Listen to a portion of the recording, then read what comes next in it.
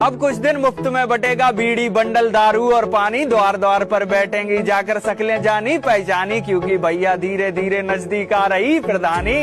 अब मासूमियत छलकेगी एक से एक खूंखार प्रत्याशियों के भी चेहरों में, हालचाल सब बाद में पूछेंगे, पहले आते ही गिरेंगे सीधे पैरों में। और रिटायर्ड मास्टर, ठेकेदार, नवयुवक और जिनकी हाईवे में जमीन गई है वो जरा सावधानी बरतें। अब कुछ लोग आएंगे आपसे कहेंगे कि हम आपको प्रधानी जिताएंगे, यकीन मानो वो आपको प्रधानी तो नहीं जिताएंगे पर आपके खजाने की खुलवा देंगे सारी परतें। और अब कुछ ऐसे सितारे चमन में खिलेंगे जो दिन में किसी और का करेंगे तो रात में किसी और का करेंगे प्रचार। और अब जब लट्ठों पे होल्डिंग लगेंगी तब समझ में आएगा कि हमारी पंचायत में भी भरे थे इतने प्रत्याशी कर्मठ, जुझारू और ईमानदार।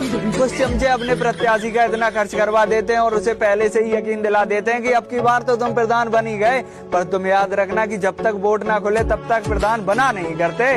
और ये भारत की जनता है, ये सबसे कहती है भैया वोट तुम्हें ही देंगे, ये किसी को मना नहीं करते।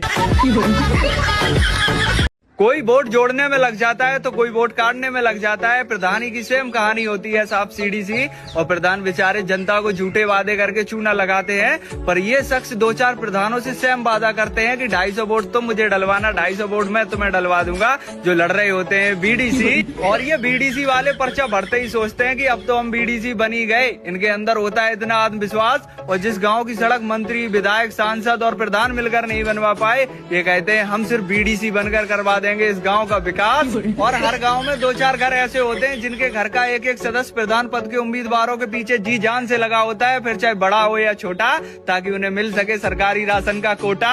और कौन सा वोट जुड़ रहा है, कौन सा वोट कट रहा है, इसकी ये रात रात भर जाके रिसर्च करते हैं। और कोटा 3-4 में से किसी एक को ही मिलता है, तो ये बचे हुए 3 पहले तो जिताने के लिए पैसे उड़ा रहे थे, पर कोटा न मिलने के बाद यही अगले चुनाव में प्रधान को चुनाव हराने के लिए पैसा खर्च करते हैं।